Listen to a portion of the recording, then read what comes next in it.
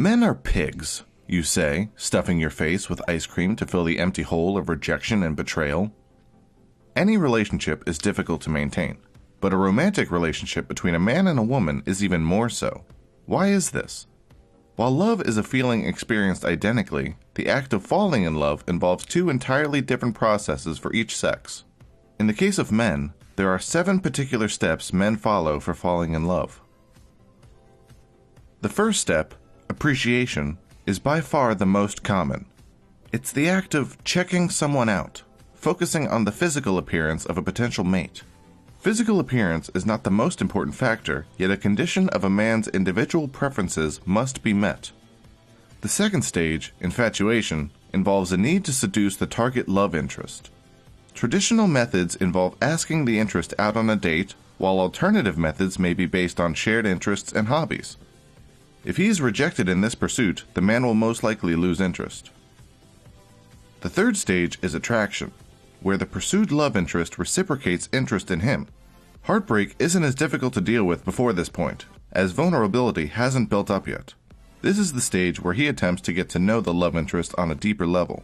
A more intense relationship requires both parties to reveal more about one another. Impression, the fourth stage, is simply an enhanced version of the previous stage. The potential mate becomes an obsession to the man, attempting to get their attention in any way, shape, or form, from buying gifts to showing how fun he can be. Regardless of these obsessive signs, he is still not in love. Conviction is the fifth stage, yet it is far more flexible than the other steps, spanning from stages 2 to 4. This is the stage where the man asks himself whether or not he can see himself with the interest in the far future.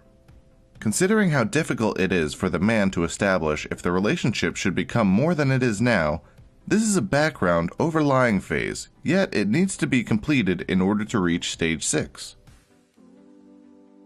Reaffirmation is the sixth stage, where the man has successfully met his goal of seducing the love interest. Only when the potential mate is in this state will he seriously consider whether or not he wants to have an extreme long-term relationship.